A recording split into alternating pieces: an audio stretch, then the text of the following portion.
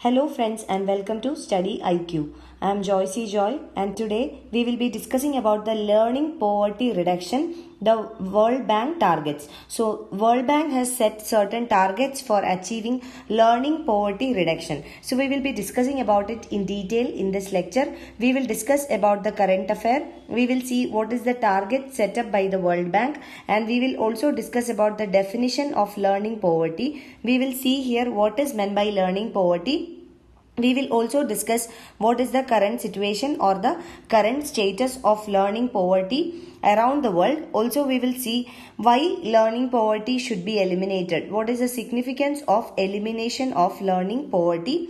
Also, we will discuss about why this target of the World Bank, even though it is an ambitious target, why it is an achievable target, and we will see some examples, international examples, where some countries have adopted certain policies of their own to achieve this target, and we will also see what are the challenges for the World Bank in achieving this, and we will see what are the steps that are already taken and what are the steps to be taken by the World Bank in achieving this target. So these are the topics that we will discuss today in this lecture.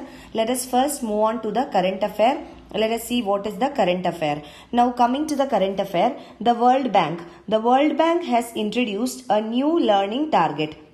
So the new learning target, the aim of the World Bank is to cut by at least half, so at least 50% reduction in the global rate of learning poverty. So at least a 50% of learning poverty should be reduced, and the target year is 2030. That is another 10 more years. So within the next 10 years, the World Bank tries to achieve the target of eliminating or reducing the global rate of learning poverty by at least 50% or by half. So this is the target of the World Bank. Now let us see what is meant by learning poverty. So learning poverty, it is defined as the percentage of 10-year-olds who cannot read and understand a simple story. So how many percentage of 10-year-old children are not able to read and understand a simple story? This is called a learning poverty. So this is the definition given to learning poverty. So this poverty, unlike the normal poverty that we discussed, this is related to the quality of education or the learning outcomes of children. So World Bank is actually trying to cut down this poverty rate, the learning poverty rate across the world by 50% by 2030. Now this is the current affair. Now based on this, let us come to the current situation. Let us analyze what is the current situation. So current situation is that more than half of the 10-year-olds in low income and middle income countries cannot read and understand a simple story. So this means that the learning poverty is prevalent in middle income and low income countries, and it is widespread as well. This is because more than 50% of the 10-year-old children from low income country as well as middle income country, they cannot read and understand a simple story. So this shows the intensity on the learning poverty in the middle income and low income countries. So the conclusion from this statement is that the learning poverty is more prevalent in middle income and low income countries compared to high income countries or developed countries. So this also draws another conclusion that the level of development of a country has a direct link with the learning poverty. So if there is more development in a country, it means that there is lesser learning poverty, and vice versa. If the development of a country is very less, then the learning poverty is high. So this is the conclusion. Now coming to learning crisis. So we are in the middle of a global learning crisis. And this learning crisis, which means the quality or the learning outcome of the children, so this wastes the children's potential and it also hurt the economies. This is because if quality education is not provided to the students, this is actually a waste on the potential of the children. And also eventually this has a wider impact on the economy in the sense that the economic benefits out of quality education will be compromised. So there is eventually a final impact on the economy as well. So this will impact the future workforces and the economic competitiveness negatively. So definitely the future workforce is the children today. So those who are attending schools and colleges today are the future workforce. So the quality of the future workforce will be compromised if quality education is not given to them. Now let us see why learning poverty should be eliminated. What is the significance of elimination of learning poverty? So for that, first we need to understand what is the importance of learning.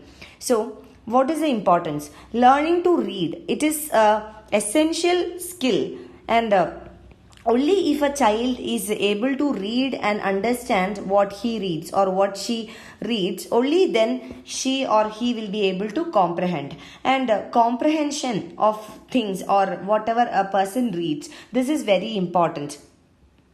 So this reading skill and comprehending skill, this is very important, which opens the world of possibilities, and this is also the foundation on which other essential learning is built. So reading, it acts as a foundation for which the other skills can be developed. So only if a person is able to read, then other skills can be built.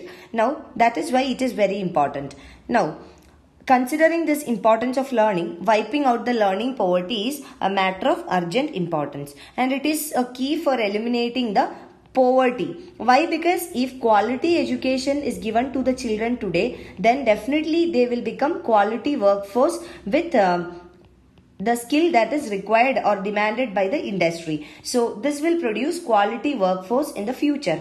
This will generate employment opportunities and raise the income level of the people. So definitely a way by which the income levels can be raised and how poverty can be eliminated would be to provide them with skills, especially reading skills, and further this reading skills will help in gaining better education. So this is very important in eliminating poverty. And third one, important in boosting shared prosperity. Shared prosperity here means economic development of a country. So we have seen that only when a country is able to produce skilled workforce, then the GDP of the country will increase, the per capita income of the country will increase, and this can eventually lead to economic development. This is because economic development is a concept where growth is accompanied by social factors. For example, growth is measured by GDP, whereas social factors is measured by other indicators like elimination of poverty, employment generation, standard of living, etc.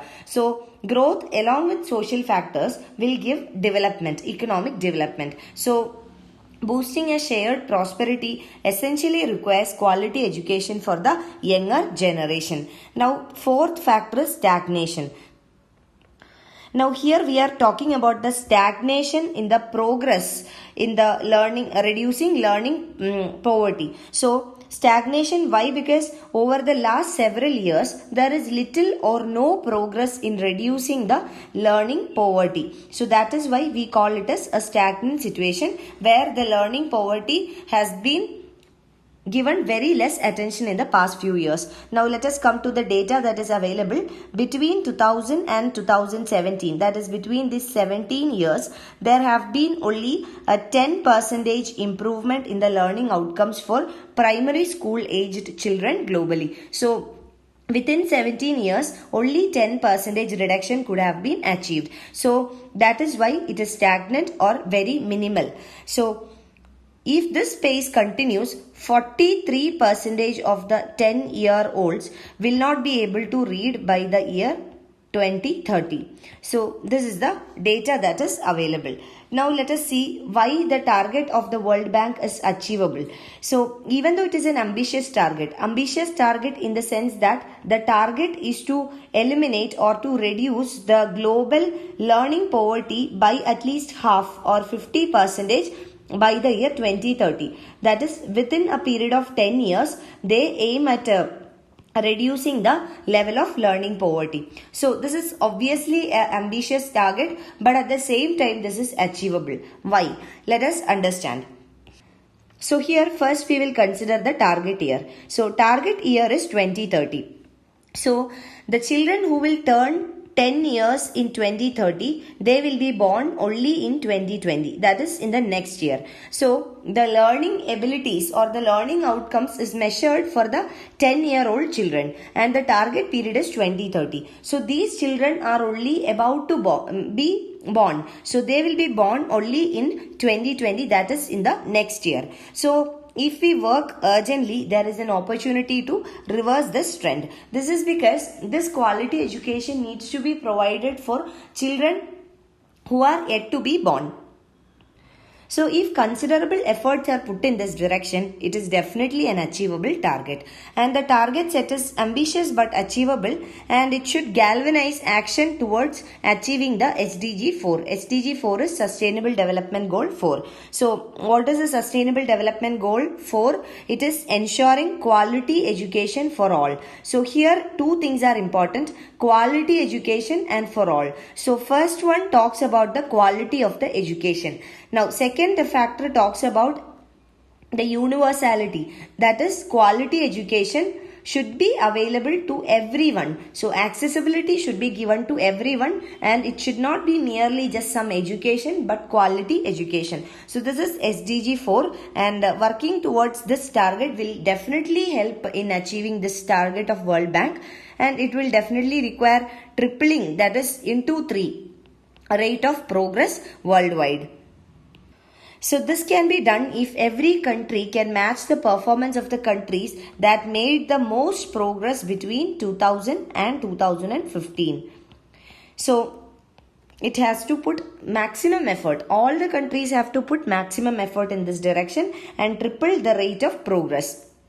Now let us come to some individual examples where certain countries have adopted their own schemes or their own policies to achieve this SDG 4, that is quality education for all. So let us first take the example of our own country, India. Now when we come to India, we have the most important RTE Act, Right to Education Act, and RTE Act is successful in increasing the coverage and the access to school education. So when we talk about the SDG 4, it talks about quality education to all, quality plus all. So second factor, that is coverage and accessibility, it is already achieved in India through the RTE or the right to education. So what India needs to focus now is on first factor, that is quality. So now India needs to focus on quality, and through RTE it has been able to achieve the target of coverage and access. Now second thing about India is that India has decided to join the PISA, that is Program for International Student Assessment, and also the merger of schemes under the Samagra Shiksha. These all are encouraging signs that India is moving in the right direction. Now another example let us take, it is the case of Kenya. So in Kenya they introduced a national reading program, and this national reading program which was introduced in Kenya, this has tripled or more than tripled the percentage of grade 2s, that is class 2 students reading at an appropriate level. So grade 2 students, you know, they will be between the age group of 6 to 8 years. So this national reading program which was introduced in Kenya, it helped the students to improve their reading abilities. And this was accomplished, this target was accomplished through technology-enabled teacher coaching, teacher guides, delivering one book per child, etc. So these are some international examples from various individual countries where they have worked towards the direction of achieving the SDG 4, that is quality education for all. Now coming to the challenges.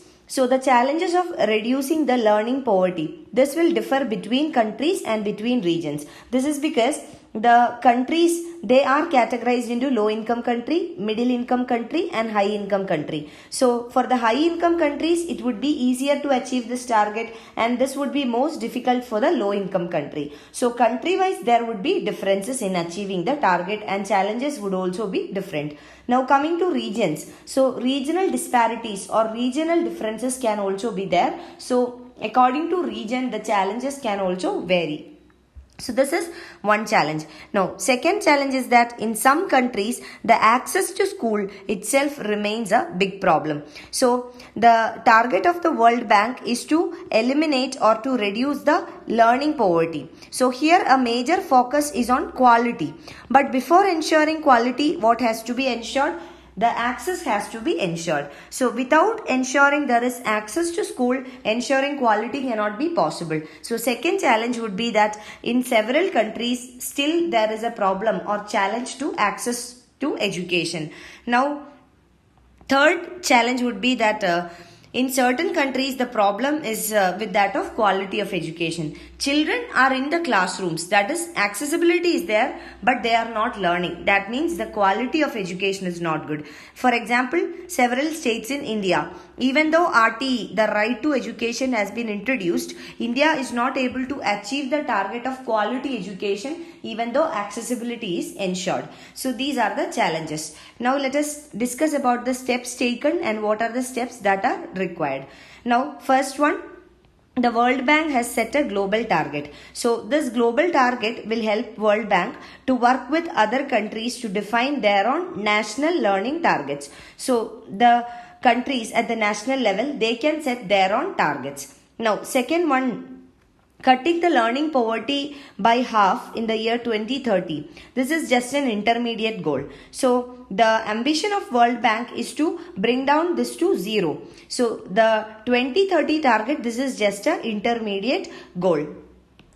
So when World Bank has set such a goal, definitely the reading proficiency will improve. This is because World Bank is the largest financer of education in low and middle income countries. So sufficient finances can be distributed by the World Bank and this will definitely bring results in improving the reading proficiency. Now next one, what are the steps that are required? Now what is required?